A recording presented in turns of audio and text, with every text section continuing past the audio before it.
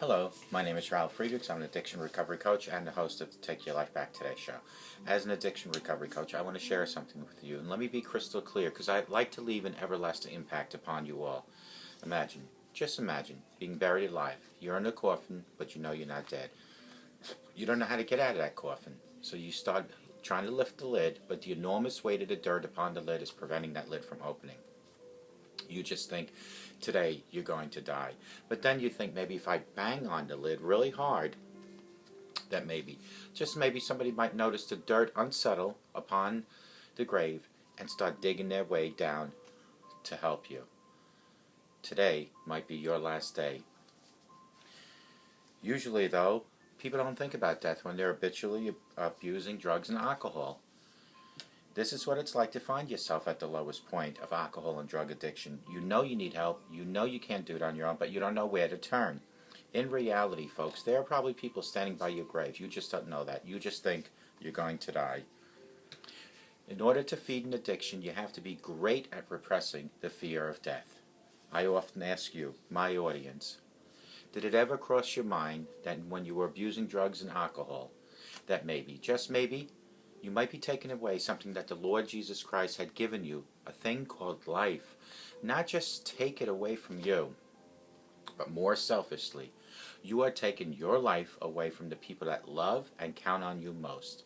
Your children, your grandchildren, your husband, your wives, your mother and your fathers. With this, let me leave one last thought. Don't be the person I'm reading about on these index cards that waited and waited until it was too late. Don't be the person that's in the grave trying to unsettle the dirt so somebody might notice and dig their way down to help. Hints do not get you help. Actions do. If you have issues, ask for help. If you have alcohol issues, drug issues, depression issues, low self-esteem issues, if you're being bullied, ask for help. There is no shame in asking for help, but there is, or it is very shameful if you wait until it's too late.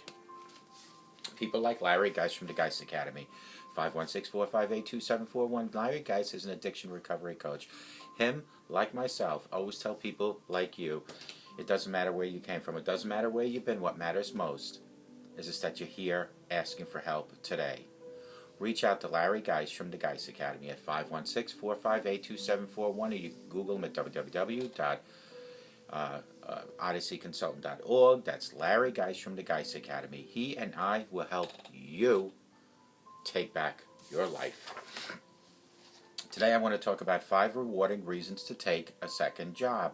A lot of people talk about supplementing income, and I, for one, am one of them. I recently went for a, if you want to call this, a job interview. And, you know, not to toot my own horn, but I have a very impressive resume. And a consistent resume, and it consists of a lot of optics in my background for the last 30 years. Of course, my show was included, but I went for this interview, and it was, unfortunately, I turned it down because it was such a minimal paying job. Would have been rewarding for me because I love dealing with the public, but at the minimum wage I had to turn it down. But this job was at a local theater, and I would have been a greeter, a ticket taker. Would have been a job nice to supplement my income. But the thing here is that how can a theater charge so much for popcorn, soda, and candy, and the movie itself, and yet pay their employees a minimum wage? But there are rewarding reasons to take a second job other than the money involved. And I want to discuss those 5 rewarding issues with you. So put money aside and think about this. Whether you're looking for extra cash or to make new friends, getting a second job can help you achieve those goals. Many people consider taking a second job to pay off bills, like I wanted to do. But there are other reasons to take more work, like I also wanted to do, to meet new people. People find they need second jobs to bump up their income, stay active in a target industry, and build skills. says Charles Purdy, a senior editor of the Monster worldwide online job based in New York, Monster.com. While it's tough to find even a primary job in a struggling economy, experts say landing a second job might be easier if you are flexible.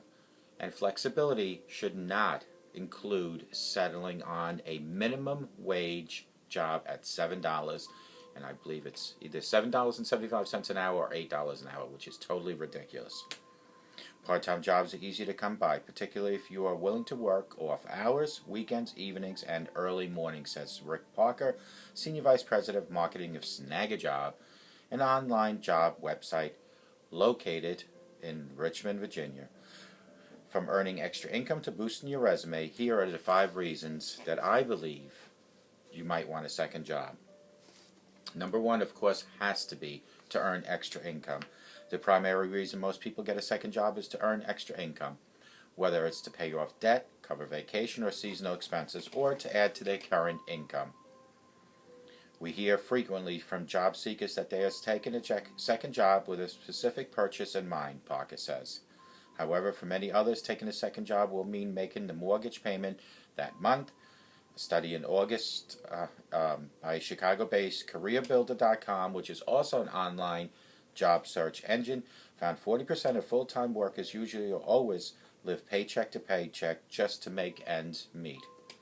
A steady job often isn't enough to get by, prompting people to find additional work, says Ryan Hunt, a career advisor at the same CareerBuilder.com. Number 2 is to beef up your resume, which is something I really don't want to do. You know, your resume, when it starts going into 2, 3, 4 pages, it's getting quite extensive. For college graduates who can't find work, or for people thinking of switching careers, taking a second job is a sure way or surefire way to add experience to their resume. The trick, finding a part-time job in an industry where you want to work. Let's say you want to work at a customer-facing industry, but you don't have much experience. Taking a part-time job in the retail or service industry can help you, says Parker. The job doesn't necessarily have to be a paid gig. You might want to do internship. Purdy says taking an unpaid internship or donating your time is worthwhile, and it gives you the experience you need to put on your resume. Folks, this show that I do is a non-paying job, yet it enhances my resume. And more importantly, it helps people like you. Many employers are having trouble recruiting candidates with the right skills, says Career Builders Hunt. If the second job allows you to learn something that could land you a better position down the road, that is a major step in the right direction. Number 3, test drive a new industry. Looking to open your own business or move into an entirely different industry? Taking a second job may be a great way to test drive that field. Purdy says it's also a viable way to network with people in the field. Many people looking to start their own business will do a side job in the industry before making the leap to a full-time job so they can see what it's like. For people starting their own business, it makes tons of sense to work in that industry, not to only learn what it takes to be successful, but to determine whether or not the industry is what you really want to do. Reason number 4 is lower the risk of primary job loss. Let's face it, the job market is less than stellar these days, and workers have a real fear of losing their jobs, especially since many full-time employees are living paycheck to paycheck. To mitigate that risk, people are taking second jobs. A lot of workers are still leery about job security, making a second job a popular safety net, something to fall back on in case the first job doesn't work too well. A lot of workers are still relying on that second job for those reasons, says Hunt. However, workers who take this path need to make sure that their performance doesn't deteriorate due to increased workload or being overworked, folks. According to Parker, taking a second job especially makes sense during layoffs, on your first job, or if they're possibly ready to happen, or in the future they are talking about cutting down hours. It will not only increase your nest egg, but it may be a way to get into the door of the company, since many employers look for workers who are willing to move from part-time to full-time. He also points out that most states will let you work part-time and still collect some unemployment benefits, folks. Reason number 5, enhance your social life. new to the city or town, or have little interaction in your primary job, taking a second job may be an ideal way to meet new people. Getting part-time work to improve social life probably happens more than you can imagine, says Parker. He says a great place to meet friends is in the hospitality industry, whether it's waiting on tables or serving drinks. Second job also can be a way to connect with people whose similar interests. For instance, if you take a seasonal job at a ski resort, it is a great way to socialize with other skiers and perks for free tickets. But if socializing is the goal, make sure that your job is in an industry that you perceive to be fun. You probably aren't going to join a job to sweep the streets if you want to make new friends and socialize. Folks, these were the 5, and I'm going to go over them briefly. 5 rewarding reasons to take a second job. Again, my story to you folks is, I've been in the optical industry for over 30 years. Things got slow with my present job. Money is not as steady. Money is not as much. Therefore, I started looking to supplement my income. I find it very insulting. Now, I don't expect to make what I make in the optical business in any part-time position. But what I do expect is fairness.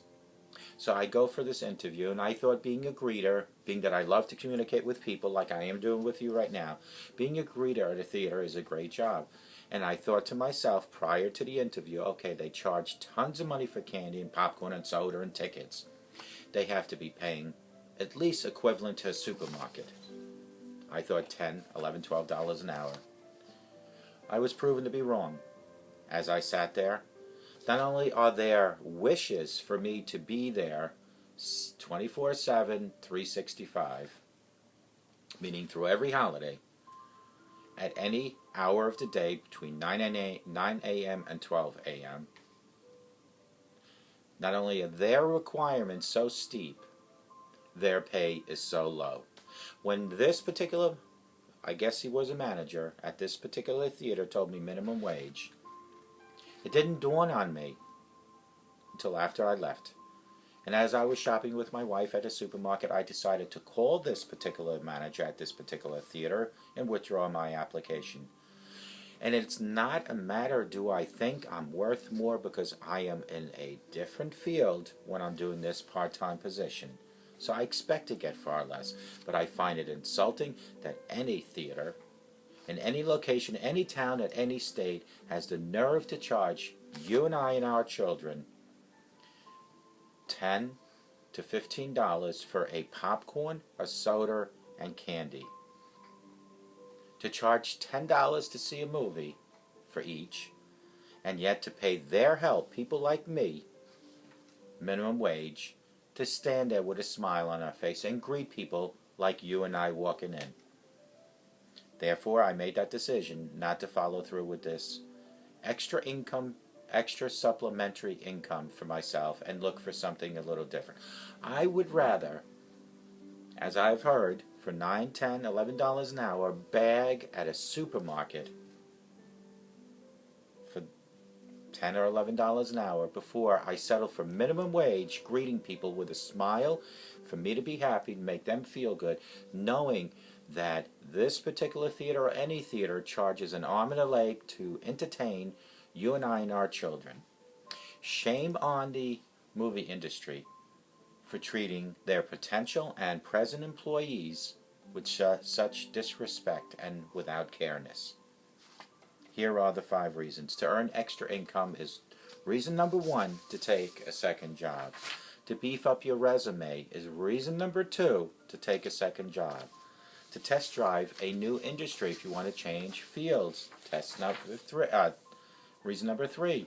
Reason number 4 is to lower the risk of loss of your primary job. And last but not least is to enhance your social life.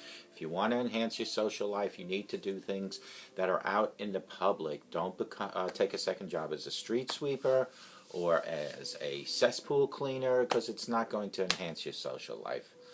Folks, I hope to God that no matter where you're watching me, that you have the best day of your life. But I hope and I pray, no matter who and where you're watching me, that you have a sober rest of your life. And please, if you're looking for a second job, think before you make a decision. You need to enjoy your second job. It should be a job that you go to because you want to earn extra income for one reason, a job to go to if it's for social reasons, to communicate with others. And do not, like myself, get fooled by taking a second job and settle for anything, because I, for one, will not work for minimum wage the hours that they want, the days that they want, the holidays that they want, and more importantly, when they charge you and I and our children an arm and a leg to go and utilize their facility and pay people like you and me to stand there and greet minimum wage. I refuse to do that. Folks, have a great day, and more importantly, remember, God loves you.